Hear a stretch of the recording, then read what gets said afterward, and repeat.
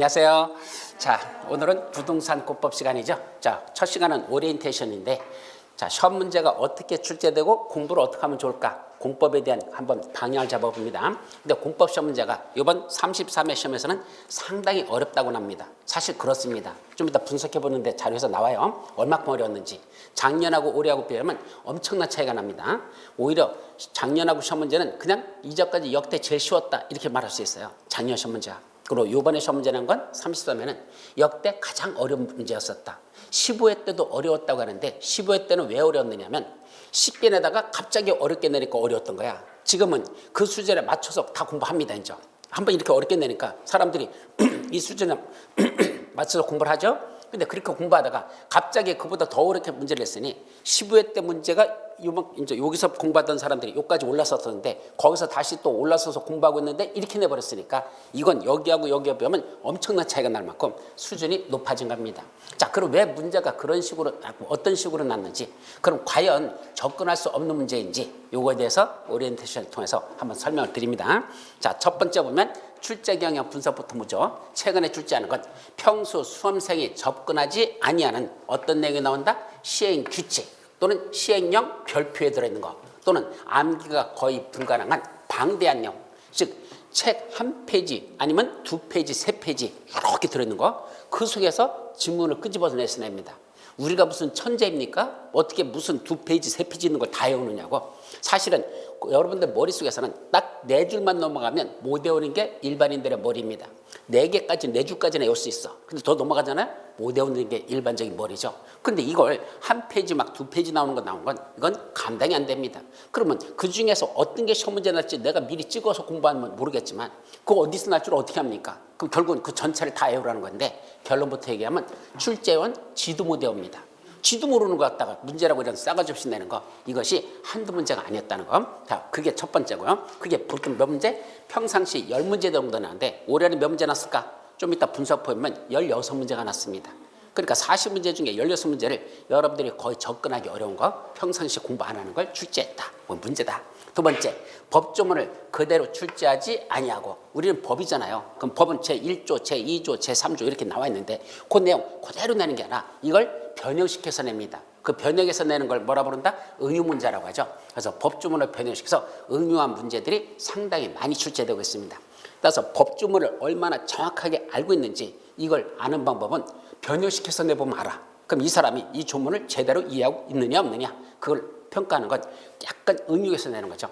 그러니까 하나를 공부하더라도 어떻게 보면 다 정확하게 공부하셔야 되지, 그냥 단순하게 막 암기해가지고는 그거 갖고는 안 됩니다. 단순히 암기가 아니라 이게 무슨 뜻인지를 정확히 알고 외워야, 그래야 시험 문제에서 응용 문제에 접근할 수 있다, 이런 말이죠. 세 번째, 법주문의 내용 중 예외적인 내용이라고 할 수 있는 어디 있는 거? 괄호 안에 있는 내용, 그죠? 또는 다만하는 단서조항, 이런 것들이 증가하는 추세였습니다. 즉 원칙에 관한 내용을 시험 문제 내는 게 아니라, 자, 이러이러한 내용이 있다 해놓고 다만 이러할 때는 그러하지 아니하다, 이런 것들이 있어. 다만 이럴 때는 아니다. 그러니까 법이라는 게 그냥 쭉 원칙만 서술하는 게 아니라 다만 이럴 때는 이렇다, 저럴 때는 저렇다라고 예외 규정을 두고 있죠. 그 예외 규정이 거의 정답으로 내고 있습니다. 그러니까 지문 중에 하나로 내는 게 아니고, 우리가 제일 중요한 시기는 뭐죠? 지문은 우리 시험 문제는 몇 개죠? 지문이 오지선답니다. 5개입니다. 1번, 2번, 3번, 4번, 5번. 그중에 옳은 거 틀린 거 골라라, 이렇게 돼 있죠. 근데 그중에 여러분들이 문제 풀 때 정답이라고 나와 있는 이게 제일 중요한 거죠. 나머지 4개 지문은요 그냥 들러리예요. 그죠? 우리는 뭐 해야 되는가? 답을 찾아야 되는 거든. 그 답이 무엇이냐, 이게 제일 중요한 건데, 그 정답으로 내는 걸 뭐로 낸다? 괄호 속에 있는 내용을 정답으로 내거나 아니면 단서조항, 다만 하고 되는 것들, 그걸 정답으로 내는 문제가 증가되고 있는 추세입니다. 그러다 보니까 다른 것보다도 괄호 속에 있는 거 다만 하고 나오는 것들은 눈여겨서 더 보셔야 되지, 그것들을 그냥 소리 다르고 원칙만 외웠다가는 시험장에서 문제에서 낭패를 겪습니다. 그 정답을 찾아내지 못한다는 얘기죠. 그런 게 정답으로 내니까. 그래서 공부하실 때는 뭐 해야 된다? 원칙만 외우지 말고 공법에서는 예배도 더 중요시 여기라. 그러니까 시험 문제가 한 단계 더 들어가는 거죠. 원칙만 내면 어렵지 않아. 근데 다만하고 단서조항 또는 이럴 때는 제외한다라는 괄호 속에 있는 것들, 이런 걸 시험 문제 내기 때문에 그런 것까지 외워둬야 시험 문제를 접근할 수 있지, 그냥 원칙에 관한 내용들만 쭉 외워놓고 단순하게 그렇게 공부했다가는 시험 문제 접근을 못합니다. 근데 가르치는 사람들도 어떤 식으로 가르치고 싶어하느냐, 다만 하고 단서가 들어가면 복잡해지잖아, 내용이. 그럼 뭐죠? 원칙만 가르치고 예외 조항은 안 가르치려고 하는 게 가르치는 사람들의 성격입니다. 좀 그렇게 하려고 합니다. 왜 그러죠? 인터넷이라는 게 이게 발달하면서 사람들이 학원에는 4시간 동안 어떤 형태로든 쭈그리고 와서 앉아 있어야 돼. 방법 없어. 그죠? 나가고 싶어도 못 나가. 눈치 보여서. 그러니까 4시간 동안 그냥 있는데 동영상만 듣는 사람들은 안 그렇거든요. 언제든지 듣다가 뭐야 못 알아듣겠어. 뭐 원칙은 얘기하는 것까지는 알아들었는데 예외사항을 얘기하는데 이게 좀 복잡해. 못 알아듣겠어. 뭐죠? 꺼버립니다. 안 듣습니다. 그러니까 그까지 들었어야 시험 문제를 풀 수 있는데 거기는 그냥 그런 강의 하면은 뭐 이렇게 어렵게 가르쳐 이렇게 말합니다.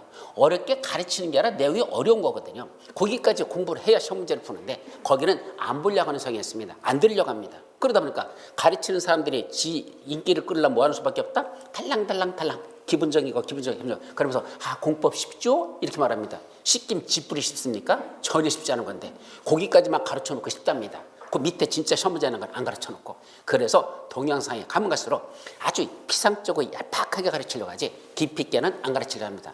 그러니까 나중에 시험 보고 나니까 도대체 우리 교수가 가르친 건 하나도 시험 문제 난 게 없어. 당연하죠. 고기를 낸 게 아니라 그 밑에 한 단계 더 들어간 걸 냈는데 이런 것들이 한두 문제가 아니라는 거. 그래서 여러분들이 조금 힘들더라도 그 예외사항 같은 거 또는 단서조항 들어있는 거 여기까지도 눈여겨서 보려고 하셔야지 시험 문제를 풀 수 있지. 그냥 원칙인 것만 달랑 공부해가지고 나 공부 많이 했다고 전혀 시험 문제 접근하지 못한다. 그렇게 이해하시면 됩니다. 자, 4번째, 전반적인 내용보다도 요새는 지엽적인 문제가 출제되는 경향이 있더라. 이런 걸 뭐란다? 개떡 같은 문제라고 합니다. 즉 공부를 할 때 자 어떤 내용이 하나 있어요. 그럼 이 봐봐 내용들이 이렇게 쭉 있습니다. 이렇게 내용들이 있습니다. 그럼 어떻게 하면 되죠? 그래 전반적으로 이런 거구나라고 우리는 그렇게 대략적인 내용들만 알고 있으면 되지. 근데 시험 문제 뭐 나는지 아십니까? 이 중에 요거 하나 그 속에서 또 더 깊이 들어가서 그 속에 이렇게 들어있는 거 요걸 내버립니다. 이것들을 다 내가지고 이 사람이 전반적으로 얼마나 공부했느냐 이걸 묻는 게 아니고 아주 지엽적인 내용 요거 하나만 탈랑 들어가서 요거만 내버리거든. 그러면 이거 다 공부한 거 다 허사야. 요거 안 한 사람은 그건 못 풉니다. 근데 문제는 죽어라고 이거 다 공부한 사람이나 이거 아예 안 본 사람이나 결론은 똑같습니다. 뭐가 똑같다? 찍히시려고 하는 겁니다. 이거 몇 번 찍을까 이렇게 하는 거지 이건 풀 수 있는 문제가 아니야. 요 문제는 공부 이거 다 한 사람도 요것까지는 공부 안 했어. 요건 지엽적이니까 그랬더니 요걸만 딱 이걸 문제로 내버리면 이걸 어떻게 푸느냐고. 공부한 사람도 못 풀고 안 한 사람도 못 풀고 뭐 안 한 사람은 당연히 못 푸는 거고 결국 뭐밖에 없다? 찍히시려고 할 수밖에 없는 건데 이건 시험이라는 제도의 근본을 흔드는 겁니다. 시험 문제는 왜 만드는 거죠? 변별력을 만드는 거 아닐까. 합격할 수 있는 실력이 되는지 불합격할 사람인지 이걸 가려가지고 합격할 사람은 합격시키고 불합격할 사람은 불합격시키는데 이런 싸가지 없는 문제를 내버리면 어떻게 된다? 공부 뒤지라고 한 사람도 찍어야 되고 전혀 이거 안 본 사람도 찍어야 되고 그럼 변별력이 없는 거죠. 그냥 찍히시려고 가는 건데 그러려면 저기 미아래에다가 돗자리 깔아놓고 앉아있는 게 낫지. 차라리 이거는 문제다 문제가 아니라는 얘기입니다. 근데 이런 문제가 한두 문제가 아니라는 얘기죠. 그래서 죽어라고 공부한 사람도 못 풀고 뭐 안 한 사람도 역시 못 풀고 그런 문제는 변별력이 없는 그건 문제라고 할 수 없다. 이건 싸가지 없는 문제다 이 소리입니다. 이런 게 자꾸 늘어나고 있습니다. 또 5번째 박스 문제가 10문제 이상 출제되는 경우에더라. 자, 좀 이따 이제 여러분들 박스 문제에 대해서는 별도로 요 자료 드린 거 있죠? 그래서 요 자료에서 다시 분석할 거니까 그건 좀 이따 보도록 하고 그래서 전부 옳은 것 또는 전부 틀린 것을 고르라는 문제와 또는 옳은 숫자를 찾아라는 이런 문제가 증가되겠습니다. 즉 박스 문제를 내놓고 여기다 기역, 니은, 디귿, 리을 이렇게 4가지를 써놓고 그 중에 전부 옳은 것을 고르시오. 기역, 니은, 디귿 중에 전부 옳은 게 뭐냐 또 이 중에 전부 틀린 게 무엇이냐 이런 것들 또는 문장을 써놓고 괄호 속에다가 어떤 들어갈 단어 또는 그 속에 들어갈 숫자 그래서 숫자 문제들이 박스 문제로 많이 출제돼요. 그래서 이런 식으로 시험 문제가 출제되고 있더라. 그래서 출제 경향에서 아직 하나만 더 추가한다면 여기 없는 것 중에 옛날에는 그냥 실체적인 것들 실체적이라는 것 이거는 누가 지정하고 이거는 누가 지정한다 이런 것들 딱딱 떨어지는 것들 그게 실체적인 거라고 합니다. 근데 요새 시험 문제는 그것도 내면서 추가되는 게 증가되는 게 뭐냐? 그런데 말이야 이런 구역을 지정할 때는 어떤 절차를 거쳐서 지정하는지 이런 계획을 수립할 때는 어떤 절차를 거쳐서 계획을 수립하는지 그 구역 지정 절차 또는 계획 수립 절차 다시 말하면 절차적인 내용들 실체적인 게 아니라 절차적인 것 이것도 시험 문제에서 상당히 증가되고 있습니다. 옛날에는 절차적인 건 안 냈었어요. 왜요? 절차는 그 구역을 지정하는 지정권자 또는 계획을 수립하는 수립권자가 지가 구역을 지정하려면 어떤 절차를 거쳐서 지정하는지, 계획을 수립할 때는 어떤 절차를 거쳐서 수립하는지 지가 알아야 될 내용이지, 공인중개사가 그걸 외워야 될 건 아니거든요. 공인중개사는 뭐만 알면 되냐? 여기 예를 들면 토지거래 허가구역이 지정됐대. 그럼 토지거래 허가구역을 우리 시험법이 아니야. 저 중개사법으로 넘어갔지만 토지거래 허가구역을 지정하는데, 그때 지정하면 그 안에서 토지거래할 때는 어떻게 해야 되지? 그 효과만 우리만 알면 되지. 그 지정할 때 어떤 놈이 어떤 절차에서 어떻게 지정하는지를 왜 공인중개사가 뒤져라고 외워야 됩니까? 그건 지정권자 지가 알아서 할 일이지. 또 계획을 수립한다고 이런 계획이 수립되면 우리한테는 어떤 효과가 발생하지? 아, 여기다가 계획을 수립했는데 도로 만드는데 공원 조성한데 산업단지 조성한데, 그럼으로써 어디를 투자하면 돈이 될까? 우리는 그 계획의 내용만 알면 되는 거지. 그 계획을 수립할 때 누가 어떤 절차에서 어떻게 수립하는지 그걸 왜 우리 공인중개사들이 뒤져라고 그걸 외워야 되느냐죠. 그건 누가 알아야 되는 거야? 계획 구역을 지정하는 지정권자들이, 계획을 수립하는 수립권자들이 지들이 그 절차를 알아서 지들이 알아서 하면 되는 거지, 우리 공인중개사 애울 건 아니라는 얘기입니다. 그런데도 불구하고 그런 절차적인 시험 문제들이 갈수록 늘어납니다. 그럼 이게 왜 문제가 되느냐? 절차를 빼버리면 공법이 반으로 줄어들입니다. 이 절차적인 내용이 공법의 반을 차지합니다. 엄청난 많은 거예요. 그걸 우리가 시험 문제 난다고 외워야 되는데 실무에서는 전혀 필요 없는 걸 할 수 없이 외워야 됩니다. 그래서 옛날에는 실체적인 것만 시험 문제 냈었기 때문에 그것만 중심으로 강의하다가 어느부터 절차가 자꾸 늘어나기 시작해. 아, 그거 절차 나오는 거 틀리세요.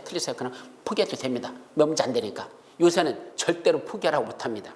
할 수 없이 여러분들도 공무원의 입장에서 내가 이 계획을 수립한다면 또는 이런 구역을 지정한다면 내가 누구랑 협의하고 누구하고 이제 무슨 공청회를 개최해야 되고 며칠 내에 누구랑 뭐 해야 되고 며칠 내에 뭐 해야 되고 이런 걸 내가 뒤지라고 외울 수밖에 없더라. 그래서 시험 문제에서 그런 게 많이 출제되는 절차적인 내용이 출제 분야수가 많아지고 있다는 거. 이게 최근에 출제되는 경향의 분석입니다. 따라서 시험 문제는 갈수록 어려워질 수밖에 없더라. 공부하는 양도 많아진다. 옛날같이 절차적인 거 빼고 실체적인 것만 달랑달랑 공부하던 그 시절은 이제는 아니라는 거.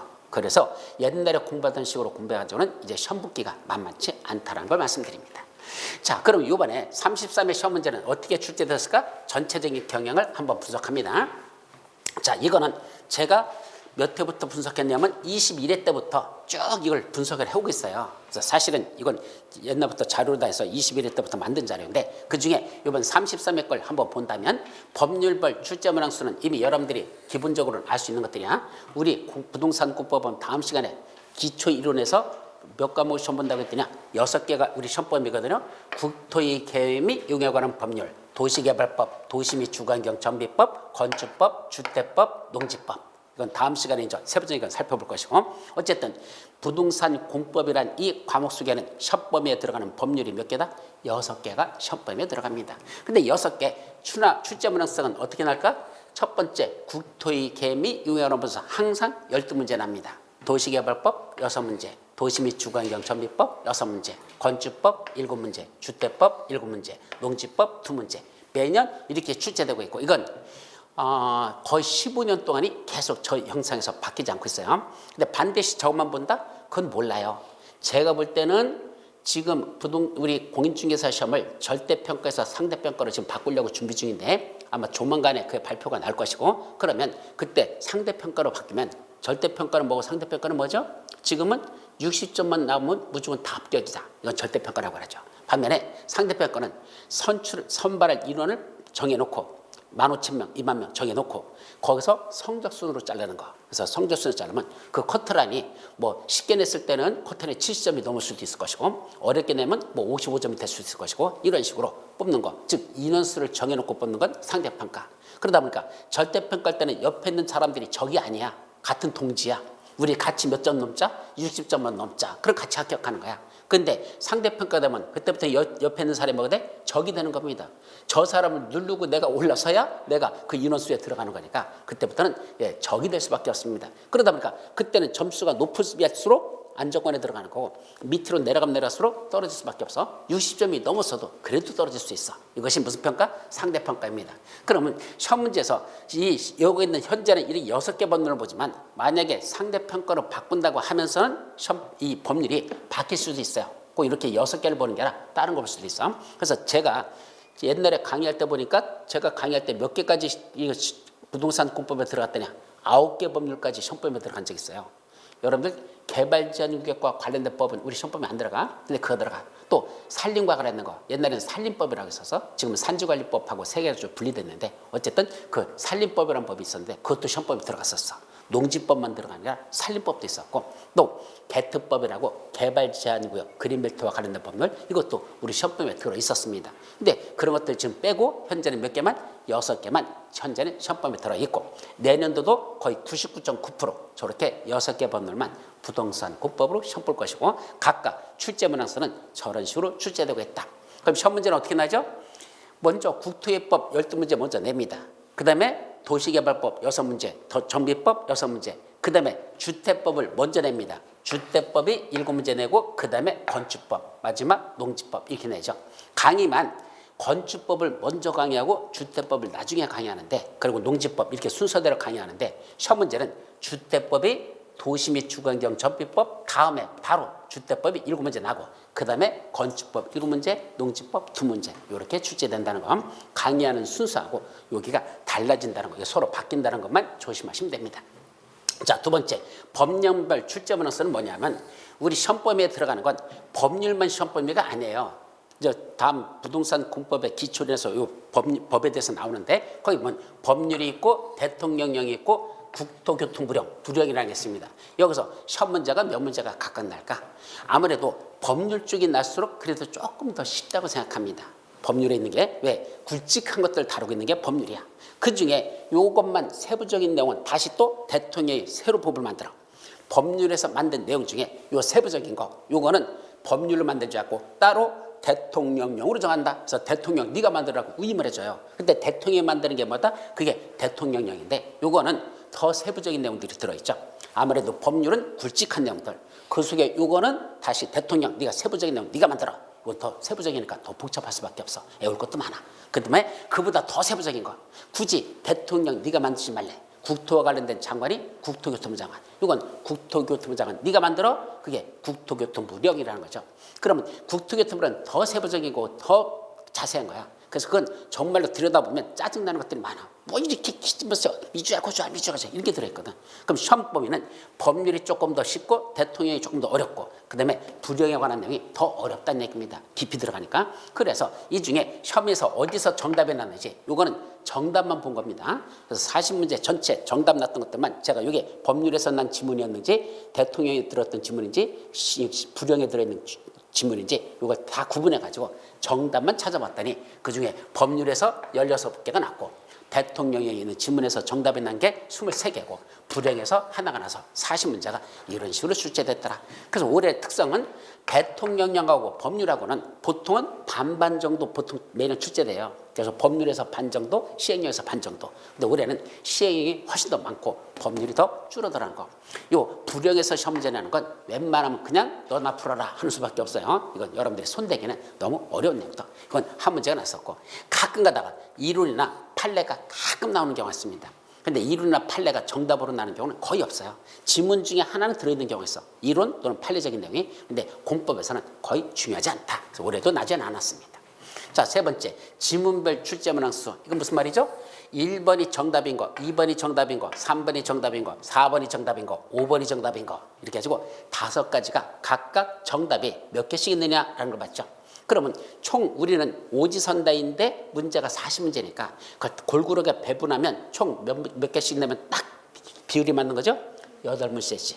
1번이 정답인 게 8문제. 2번이 정답인 게 8문제. 그래서 5번이 정답인 게 8가지 나가면 5, 8, 40문제 딱 떨어지잖아. 과연 그렇게 시험 문제를 낼까 해서 매년 조사합니다. 근데 정말로 거의 그렇게 맞습니다. 딱 맞진 않아. 딱 8, 8, 8, 8, 8 이렇게 내진 않아. 그럼 올해 같은 경우는 8, 9, 9, 7, 7 이렇게 냈습니다. 그럼 어디가 정답이 더 많았던 거야?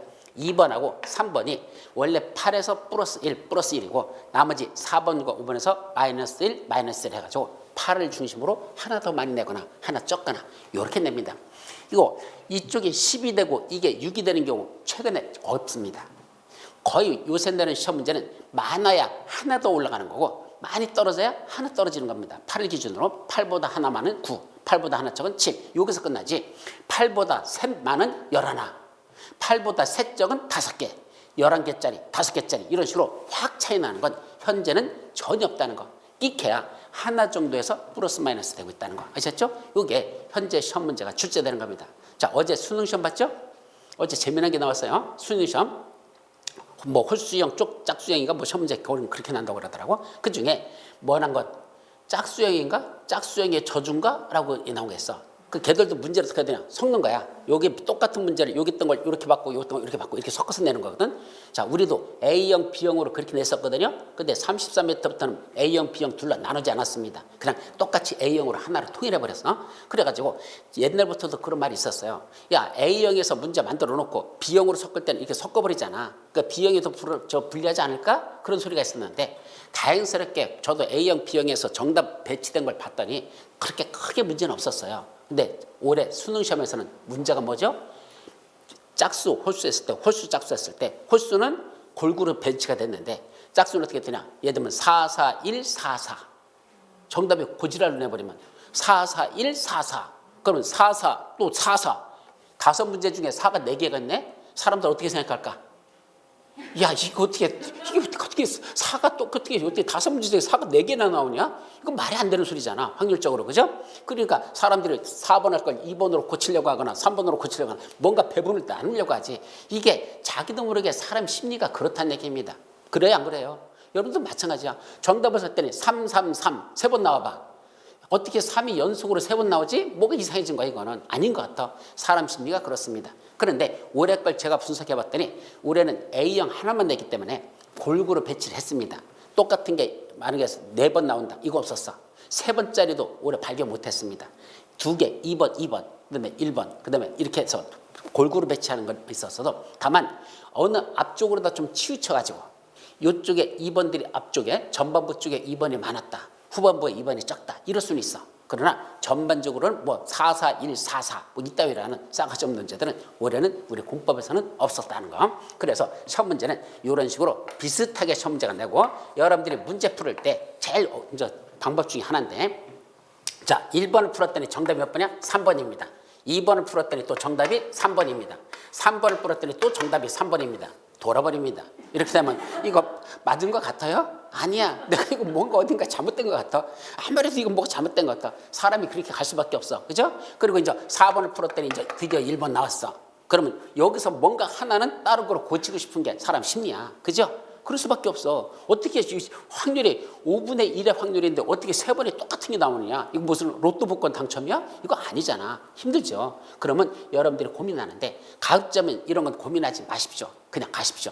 그리고 나중에 문제를 풀다가 6번을 풀다 보니까 정답이 6번이 4번도 될 수 있을 것 같고 5번도 될 것 같아. 정답이 2개가 나왔어. 표시를 해놨어. 나머지는 정답이 아니고 4번 아니면 5번 둘 중에 하나인데 내가 모르겠어. 나머지들 아닌 것 같아. 그럼 일단 이런 식으로 해놓고 이제 7번에 봤더니 이것도 정답이 1번하고 3번하고 두 가지가 있을 것 같아. 그럼 이런 식으로 일단은 이제 표시를 어디다 문제지다 표시하겠죠? 그래 놓고 나중에 정답을 옮길 때 그때는 뭐 하더냐? 시간이 조금 여유가 있다면 1번으로 정답한 게 몇 개 있는지 빨리 쉬어봐. 그 문제지에서. 그래서 1번 쭉 쉬어보고 2번 했던 거 한번 쉬어보고 3번 했던 거 쉬어보고 물론 공부가 하나도 안 돼가지고 다 틀리고 있다면 그건 의미가 없는 거고 그죠?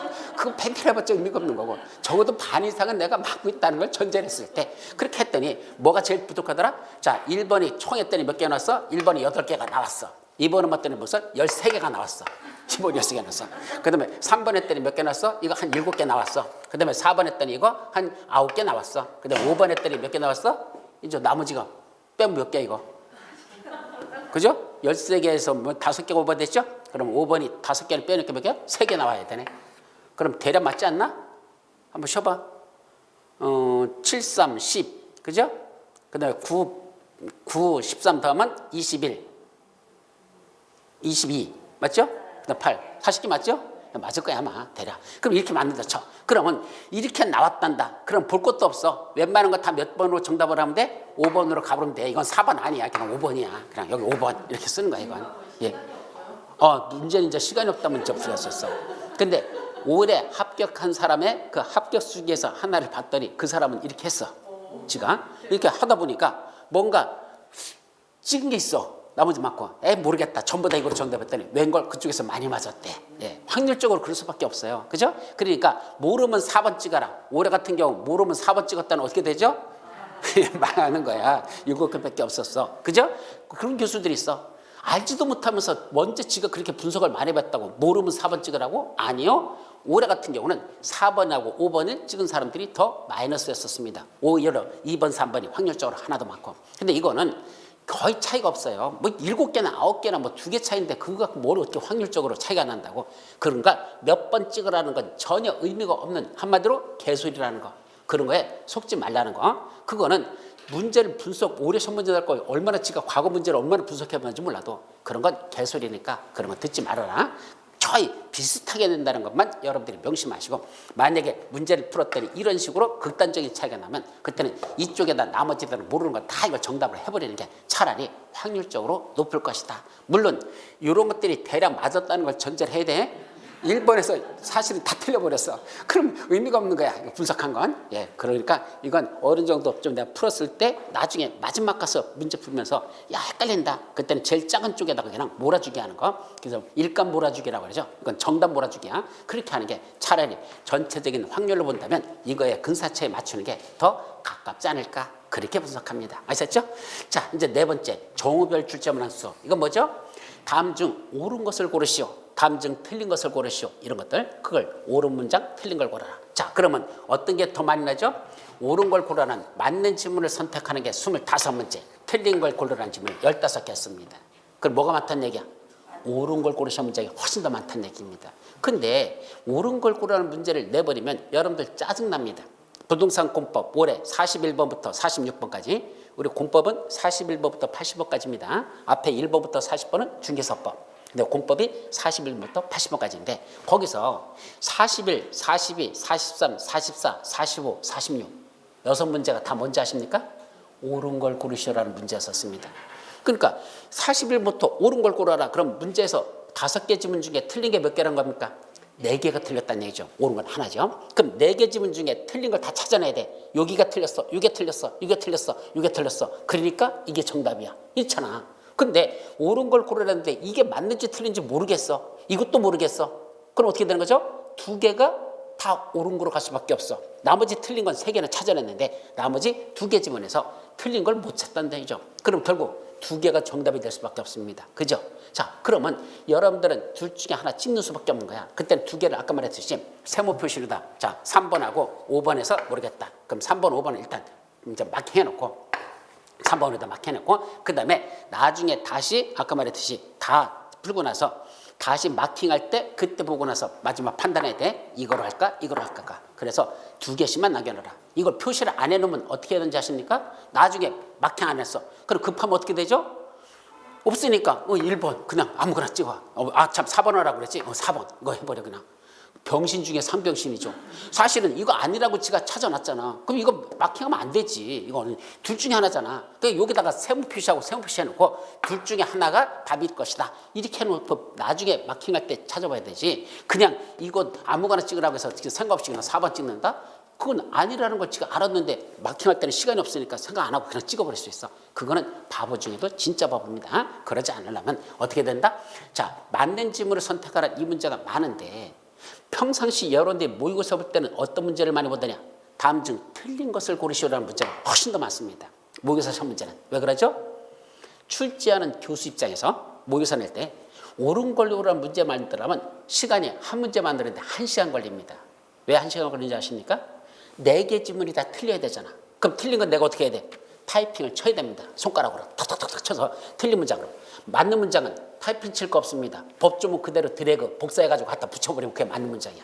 우리는 법이잖아. 그럼 법조문 그대로 복사해서 그대로 갖다 놔. 그럼 맞는 거야, 틀린 거야? 맞는 문장이죠. 그러면 4개 지문은 맞는 거면 그냥 복사해서 맞는 것만 딱딱딱 집어넣으면 돼. 나머지 1개 지문만 내가 타이핑 쳐서 틀린 문장을 만들어면 돼. 그리고 해설할 때도 몇 개만 집어넣으면 돼. 해설 하나만 집어넣으면 돼. 뭐 틀린 거 옳은 문장 그거 하나만 넣으면 되잖아. 요거 만드는 데는 정확히 말하면 20분이면 한 문제 만들 수 있습니다.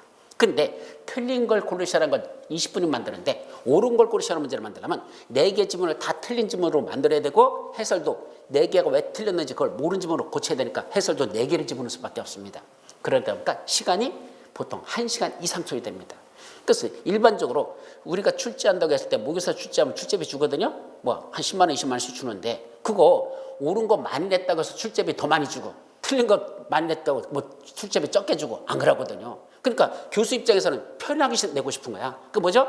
틀린 걸 고르시오, 틀린 걸 고르시오, 틀린 걸 고르시오. 이렇게 낼 수밖에 없어. 그래서 평상시 모의고사 볼 때면 틀린 걸 고르라는 게 한 30문제 가까이 되고 옳은 거 고르는데 10문제밖에 안 되는 그런 경향이 꽤나 많아요. 근데 그런 문제에 익숙했다가 갑자기 이렇게 옳은 걸 고르는 문제가 많이 나버리면 시험장 가서 뭐죠? 당황됩니다. 이거 뭐야 이거 시험 문제가 왜 이래 왜 이래. 그래서 우리 103문제 마지막 이번에 특강할 때 100문제가 담아 있었어. 옳은 문제를 고르라는 거 그거 갖고 시험 봤거든. 근데 사람들이 또 투덜대는 사람들도 있어.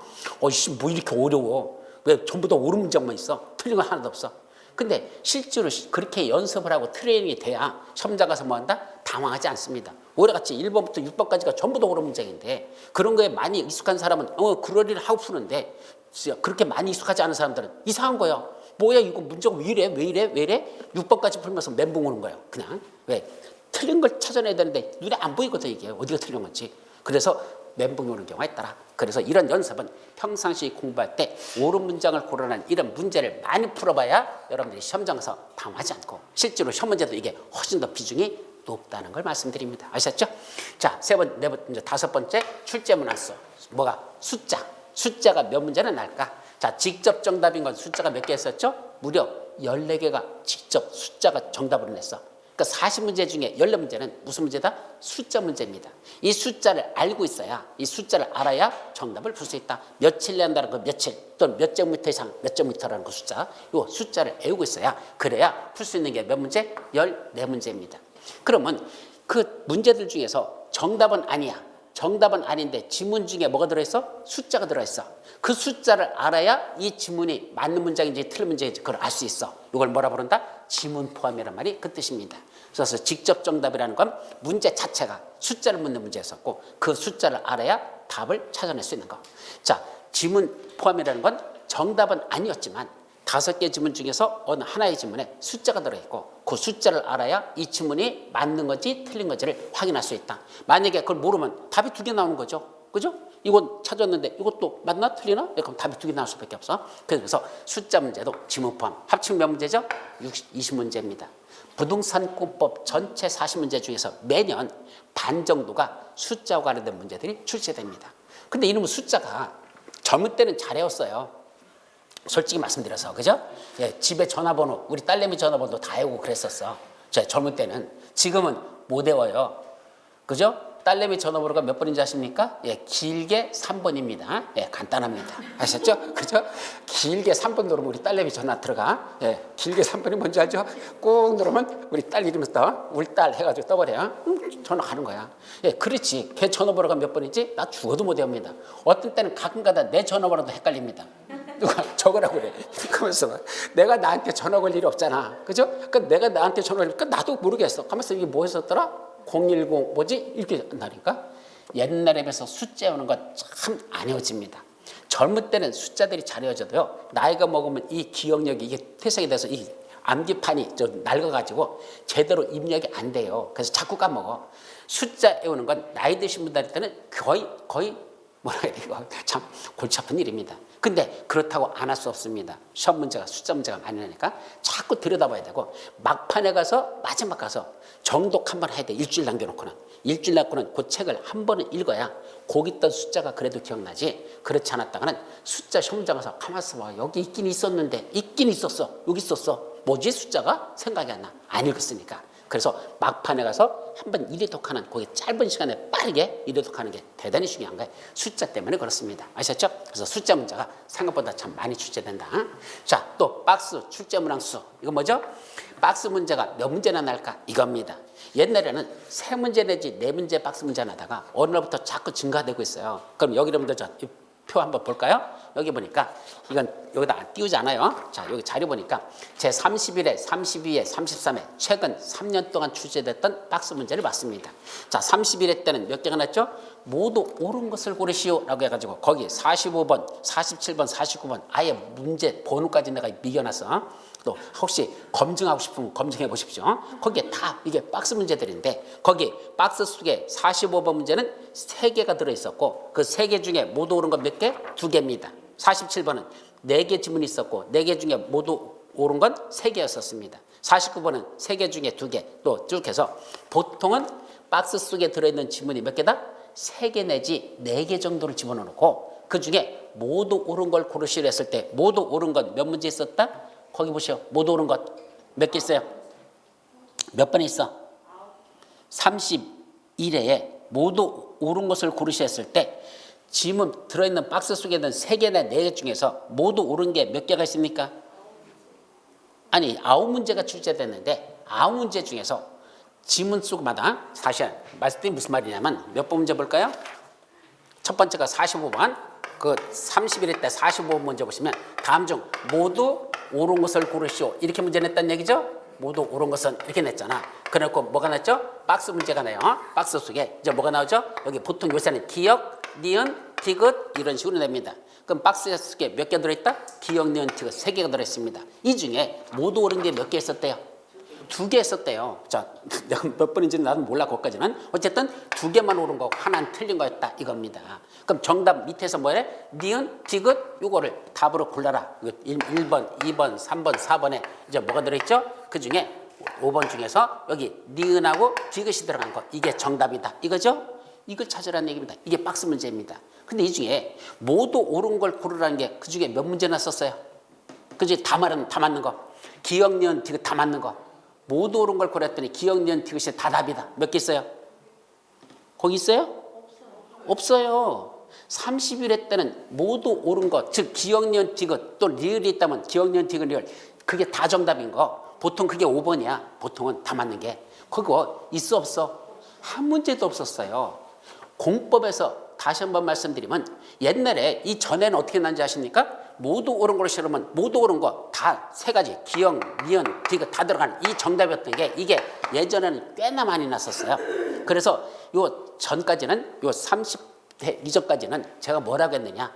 혹시 박스 문제 났을 때 모두 옳은 걸 고르시오라고 문제 나면 그때는 어떻게 풀어라? 잘 모르겠으면 그냥 다 맞는 거로 이걸 정답으로 푸십시오. 확률 50% 정도 됩니다. 확률적으로 다 맞는 게 이렇게 강의를 했었어요.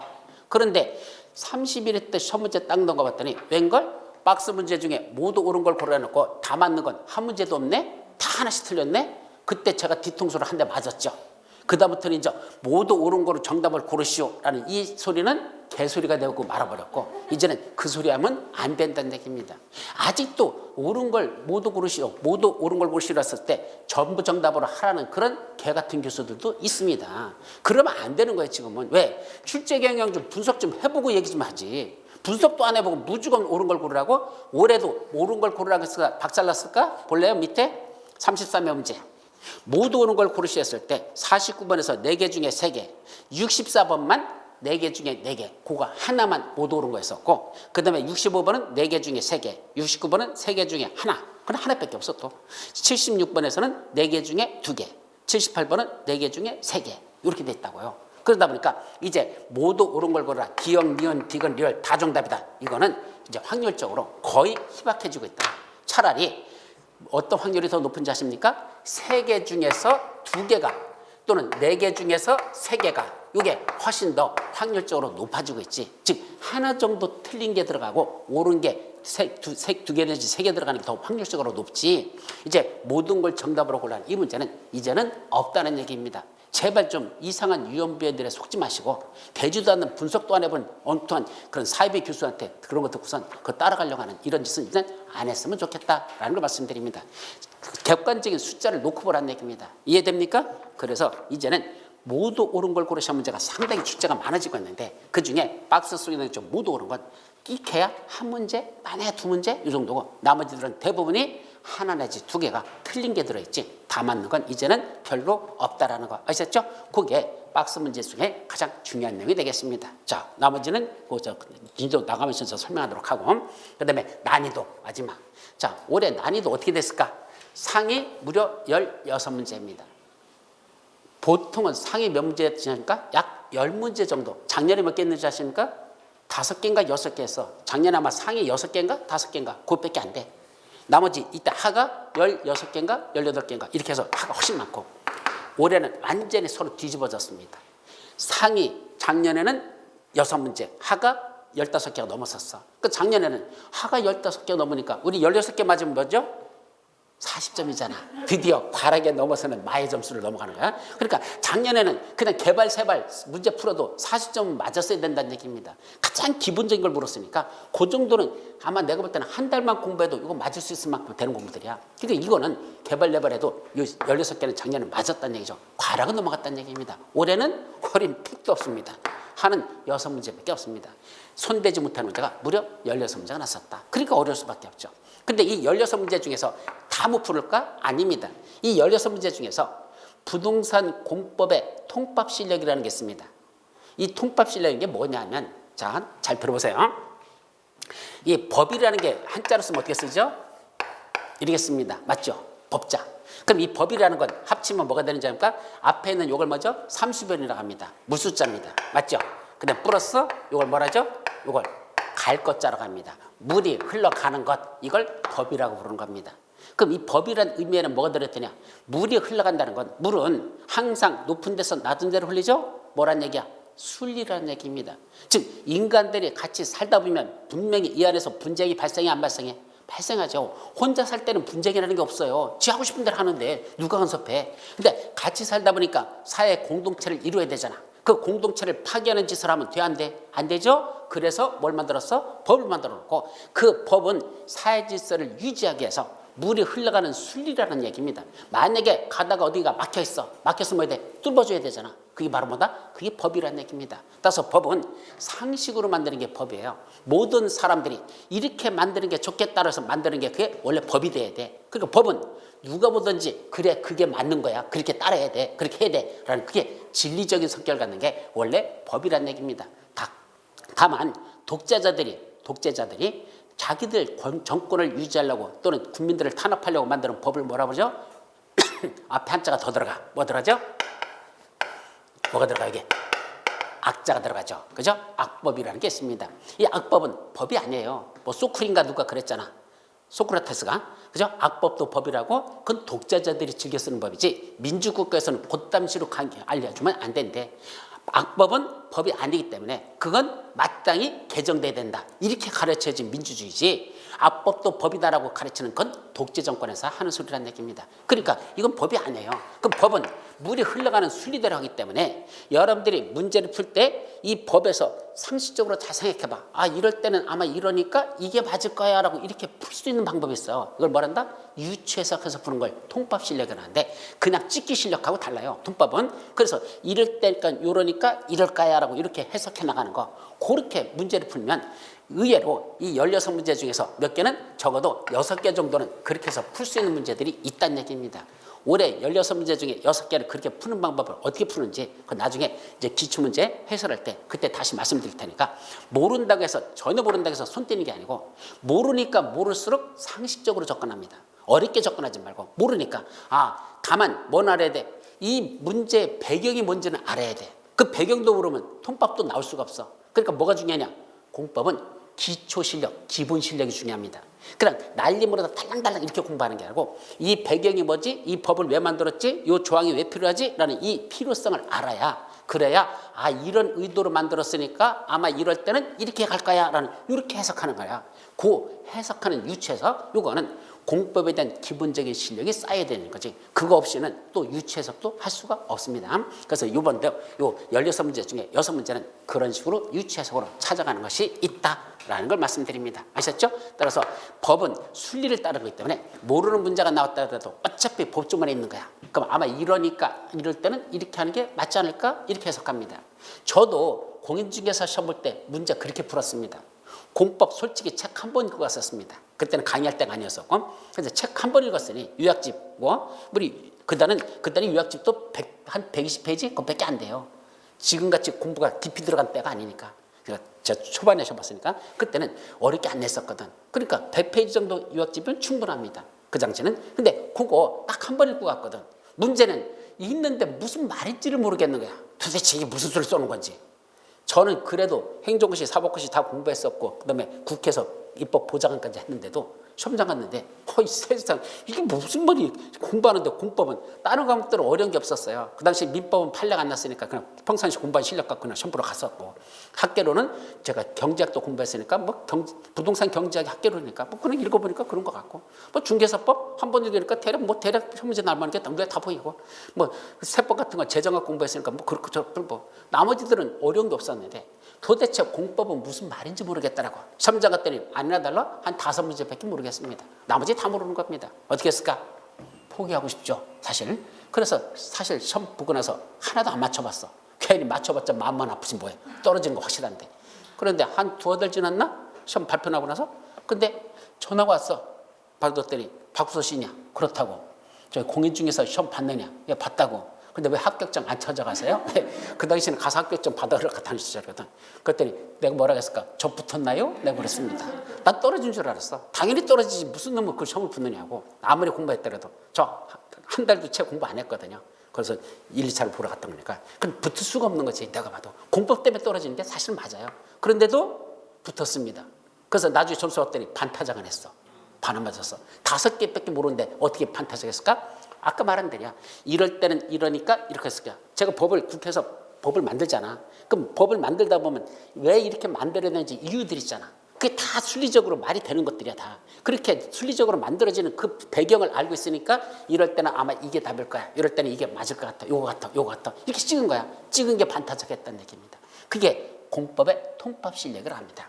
그러니까 기본이 다져져 있으면 통합 실력도 나올 수 있다는 얘기야. 그래서 강의 들을 때 처음부터 기초를 튼튼히 하면서 가라는 얘기죠. 그냥 날림으로 다 건너뛰어서 야 요것만 애고 요것만 애고 이런 식으로 그냥 대략 이렇게 공부해야지. 그거는 날림으로 공부해서는 기초가 없어가지고는 절대로 이런 어려운 문제가 났을 때 접근하기는 그건 거의 불가능합니다. 아셨죠? 그러니까 처음에는 왜 이렇게 하지라고 하나하나 제가 자세히 설명하겠어. 그 배경을 설명하는 것들이 있는데 그 배경을 처음에는 아무것도 아닌 것 같지만 나중에 그게 쌓이면 공법에 대한 전반적인 지식이 쌓이는 것이고 그러면 모르는 문제도 그 유추해석으로 접근할 수 있다라는 걸 말씀드립니다. 아셨죠? 그래서 난이도가 어려운 문제 속에서도 풀 수 있는 문제는 얼마든지 있으니까 기초적인 것, 즉 통합 실력을 기르기 위한 공법에 대한 기본을 닦아나가라라는 걸 말씀드립니다. 아셨죠? 여기까지가 분사. 자, 그럼 공부는 어떻게 될까? 간단합니다. 이제 다 했어요, 사실. 먼저 전체적인 체계를 잡아라. 예, 체계 잡는 건 그렇게 어렵지 않아요. 그래서 기본적인 체계를 먼저 잡아놓고 출제 빈도가 높은 부분부터 먼저 정확하게 숙지합니다. 한꺼번에 전체를 다 하기가 벅차니까 요거부터 하면서 조금씩 깊이 들어가면서 하자. 그래서 가장 기본부터 먼저 숙지합니다. 또 약 10문제 정도는 암기에서는 풀 수 없는 문제이므로 부동산 공법의 요거야 기본 원리를 통하여 유추해석으로 접근하는 방법이 중요하다. 그래서 공법의 기본 원리를 여러분들이 공부를 하셔야 됩니다. 강의하면서 계속 반복적으로 말씀드려. 요럴 때는 이렇게 보십시오. 요럴 때는 저렇게 보십시오라고 제가 설명해 드리겠어. 요거를 잘 익혀두면 모르는 문제도 그 유추해석해서 접근하면 분명히 아까 16문제 중에 6개면 3분의 1이 넘잖아. 상당히 비중이 높은 거야. 그렇게 접근할 수 있는 문제가 있으니까 그렇게 하시기 바랍니다. 또 아무리 어렵게 출제해도 기본적으로 풀 수 있는 문제는 그래도 몇 문제 정도? 약 20문제 정도입니다. 그래서 이 28문제 정도가 되니까 여러분들이 아무리 어렵게 된다도 어려운 건 어쩔 수 없어. 그건 출제원 지도 못 푸는 문제야 사실은. 여러분만 푸는 게 아니야. 또 10년 공부한 사람도 역시 못 푸는 문제야. 그러니까 그런 건 어차피 여러분들이 유체적으로 찍을 수밖에 없는 거고 나머지 중에서만 맞추자는 얘기입니다. 그럼 나머지 중에서 우리 책에 몇 개가 들어있을까? 올해 시험 본 것도 28개는 이 속에 들어있습니다. 그 어렵다는 문제도 28개는 들었거든. 그러니까 이 속에 있는 것도 다 공부 못해가지고 떨어지는 거지. 여기 없어서 떨어진다? 그거 아니란 얘기입니다. 아셨죠? 그래서 약 28문제잖아. 이 우리 책에 다 들어있으므로 요 기본적인 내용을 중심으로 공부하는 게 중요하고 그 다음에 교재 선택도 매우 중요하죠. 그렇죠. 여러분들이 보는 건 어차피 책을 볼 수밖에 없는데 그럼 교재는 어떤 식으로 할까? 여기 700페이지 정도에 대한 기본서는 그냥 참고서 정도로 필요합니다. 매년 우리의 책을 기본서라는 책이 있어가지고 한 7, 800페이지짜리 나오죠. 그거 안 봐도 됩니다. 솔직히 말씀드리면. 왜? 볼 시간도 없을 뿐더러 거기 있는 거 다 알 수도 없어.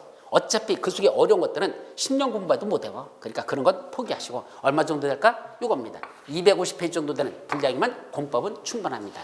그래서 여러분들 이 책 공법 페이지 한번 보세요. 몇 페이지인지 아십니까? 250페이지입니다. 작년엔 240페이지였다가 10페이지 정도 분량이 늘어났다고 생각하면 돼요. 그래서 약 250에서 10페이지 정도만 늘렸습니다. 이것만 공부해도 이 속에서 28개는 이상은 항상 들어있으니까 이것만 달달달아. 몇 번만 읽자? 10번만 공부하십시오. 그래서 시험 볼 때까지 지금부터 10번만 읽는다. 그래서 거기다 맨 앞에다 해요. 1회 독했을 때마다 한 번, 그죠? 한 번 읽었어. 2번 읽었어. 3번 읽었어. 4번 읽었어. 5번 읽었어. 그죠? 한 번 읽고 2번 읽고 3번, 4번, 5번 이렇게 10번만 표시되어 있으면 합격하는 거 자신합니다. 나중에 시험장 가면 책이 보여요. 시험장 가서 요 내용 책 요쪽 페이지 밑에 여기쯤 있었어. 요 내용 책 페이지 여기 밑에 있었어. 이렇게 그게 어디 페이지에 있는지도 찾아낼 수 있을 정도 되려면 몇 번 읽어야 돼? 10번 정도 읽으면 충분합니다. 뒤집어 씁니다. 그래도 떨어지면 그 인생 내가 책임지겠습니다. 아셨죠? 그러니까 걱정하지 마시고 10번만 읽는다는 자세로 공부하십시오. 아셨죠? 그러니까 시험 볼 때까지 몇 번 읽는다? 10번. 시험 볼 때까지 이거 한 번도 안 읽고 가는 사람 있어. 백날 그거 공부해봤자 합격 못해요. 그건. 어차피 우리 시험은 리딩입니까? 히어링입니까? 눈으로 읽는 시험입니까? 귀로 듣는 시험입니까? 우리 시험이 귀로 듣는 시험이요. 시험장 가서 눈으로 읽는 시험이야. 읽는 시험이야. 히어링이 아니에요. 강의 백날 들으면 뭐 하느냐고. 책 한 번 안 읽어봤는데 떨어질 수밖에 없어요. 그건. 왜? 시험장에 가서 읽는 시험이지 귀로 듣는 시험이 아니거든. 그러니까 귀로 들을 때는 다 아는 것 같아. 왜? 워낙 많이 들었으니까. 그 들으면 뭐 하느냐고. 책을 봤더니 책 그 설명한 것은 풀이를 해준 거지 법주문을 그대로 써 있는 게 아니잖아. 근데 시험장은 법주문을 그냥 써놨잖아. 그러니까 설명 들었다고 문장이 눈에 익숙한 게 아니라는 얘기입니다. 문장은 이 책을 보고 이 문장을 익혀야 되지 시험장 가서 이게 시험 문제 나는 거지 들은 게 그대로 나는 건 아니라는 얘기입니다. 아셨죠? 그래서 들은 건 수업이고 나머지 수업 다 끝나잖아? 그럼 오후에 뭐 해야 돼? 바로 복습 들어갑니다. 그날 공부한 거 그날 책 봐야 됩니다. 책이 어디 있는지 밑줄 쳐가면서 공부하시고 그래서 다시 한번 복습. 그래서 수업은 사실은 기본이고 그걸 가지고 내가 공부를 해서 내 거로 만들어야 그게 내 거 되지 그냥 듣는 것만으로는 절대 안 된다. 책을 읽어야 그래야 내게 된다라는 걸 말씀드리죠. 자, 부동산 공법은 용어 자체가 어렵기 때문에 그림이나 사진 등을 통한 이해를 위한 교재가 필요한데 그게 제가 말하는 그림공법인데 이 그림공법에 대해서는 아마 다음 달 12월 달쯤에 책이 나올 거야. 우리 진도 나가는데 여기 그림국법을 활용하거든요. 그래서 그 책자가 한 250페이지 정도 되는 그 그림 책이 있는데 그거는 나중에 사고 싶은 사람 사시고 그냥 없어도 돼요. 그래서 원래는 요거 위주로 하면 되는데 이야기가 조금 벅차니까 그림국법을 활용하면 훨씬 더 익숙해지니까 그래서 이건 지금 새로 만들고 있어요. 그래서 색깔이 너무 현란하다 싶어가지고 좀 색도 죽이고 있고 그래서 새로 만들고 있는데 하여튼 완성되면 그때 가서 필요하면 구입하시면 될 겁니다. 자, 그다음에 기출문제집은 단순한 문제풀이보다도 출제 경향을 파악하고 출제된 문제에 접근하는 방법을 숙지하는 것이 더 중요하다. 기출문제는 요게 낫다는 게 중요한 게 아니고 출제로 왜 이런 걸 내지? 또 어떤 식으로 이 문제를 구성하고 있지? 그 배경을 파악하는 게 더 중요해요. 그래야 출제원이 이런 걸 좋아하니까 내년에는 이런 문제가 날 거야. 이런 걸 좋아하니까 아마 이런 게 날 거야. 이걸 분석하는 거지. 똑같은 게 또 시험 문제 난다? 많지 않습니다. 다만 코멘트 하나 하고 싶다면 올해 시험 문제 냈던 것 중에서 25회 때하고 26회 때 출제됐던 게 올해 비슷한 아주 난이도가 높은 것들 아까 16문제 했었죠. 그중에 25회, 26회 때 출제됐던 게 올해 같은 유형으로 출제된 게 몇 문제가 있었습니다. 그래서 내년도 공부할 때는 25회 때 거, 26회 때 거 다시 한번 돌아가서 그걸 공부를 여러분들한테 강의할 때 설명을 해야 되겠다는 생각을 하고 있는데 상당히 난이도가 높은 거였거든. 그러니까 공부할 때 25, 26회 것도 들어있는 거 그 문제집을 봐야 되지 최근 것만 봐서는 안 될 것 같다라는 생각합니다. 아마 출제원이 다시 옛날에 출제했던 그 사람이 이번 출제원으로 다시 들어간 것 같아. 그래서 25에 26개 이거는요 농담 같아도 진담이에요. 왜냐하면 저도 문제를 만들어 보면 좋아하는 문제가 있어. 요 파트, 요 파트, 요 파트. 그럼 거기는 자꾸 내게 돼 있어. 사람 심리가. 그러니까 출제원이 누가 들어가냐에 따라서 자기가 좋아하는 영역이 있고 그 문제들이 집중적으로 출제되는 경향이 있습니다. 다만 하나 더 본다면 올해 시험 문제 난 게 내년에 날 확률은 그렇게 많지 않아. 똑같은 문제가. 근데 작년에 냈던 문제가 작년이죠. 그러니까 1년 건너뛰어서 1년. 그러니까 홀수의 건 홀수의 건, 짝수의 건 짝수의 건. 이게 훨씬 더 출제 비중이 더 높아요. 신기하게. 그래서 같은 출제를 들었을 때 작년에 냈던 걸 올해 또 내기는 또 쪽팔리잖아. 지도 문제 내기가. 그러니까 재작년에 냈던 거 있잖아. 그거는 올해 시험 문제에서 겹치는 경우가 많습니다. 그래서 올해 이제 34회 때 공부할 때는 32회 걸 눈여겨서 보는 것이 좀 낫지 않을까. 그래서 문제 경향을 이렇게 쭉 본다면 그렇고 추가적으로 올해 시험 문제에선 25, 26개 때 난이도 높은 게 났던 게 올해도 또 났었으니까 아마 이것도 여러분들 그중에 이거 개정된 게 많아요. 현재 문제에 안 맞는 것들이 대부분이야. 왜? 공법은 워낙 자주 개정되니까. 그러나 이 중에 현재도 써먹을 수 있는 문제가 있다면 이거는 풀어보는 게 좋지 않을까라는 거 나중에 여러분들에게 말씀드리도록 합니다. 아셨죠? 자, 여기까지가 이제 오늘 오리엔테이션 시간에서 여러분들 다 설명드린 것이고 이걸 배경으로 해서 이제 기초 강의에서는 어떤 것들을 살펴볼까. 그래서 지금은 기초 강의이기 때문에 뭐 한다? 가장 기본만 가르칩니다. 근데 이 기본이 안 되는 상태에서 3월달에 수업 듣는 사람들이 있어. 참 어렵습니다. 말귀를 못 알아들어. 왜? 바탕이 없으니까. 그러니까 항상 공부할 때는 뭐부터 한다? 기초부터 잘 다지면서 올라가야 돼요. 공법은 마지막으로 한마디로 하면 공법은 뭐와 똑같다? 공법 이코로 수학이다. 저는 이 말을 참 즐겼습니다. 공법은 무슨 과목이다? 수학 과목이라는 얘기입니다. 그럼 수학을 포기한 자를 뭐라 하죠? 수포자라고 합니다. 공법을 포기한 자를 뭐라고 한다? 공포자라고 합니다. 예, 공포자들도 수두룩하게 나옵니다. 이유는 수학은 어떻게 공부하죠? 기초를 닫고 그 기초를 바탕으로 그 위에 거, 그걸 바탕으로 그 위에 거, 그걸 바탕으로 그 위에 거 이렇게 차근차근 올라가야 수학은 실력이 늘지 중간에 갑자기 여기서부터 공부하자 죽었다 깨어나도 안 됩니다. 기초가 없던 사람이 어느 날 개과천선해가지고 그죠? 야 수학 뒤지라고 공부할래. 백날 들여다봐라. 도대체 무슨 말인지 모르겠는데 결국 또 포기합니다. 왜? 밑에 바탕이 없으니까. 공법도 똑같습니다.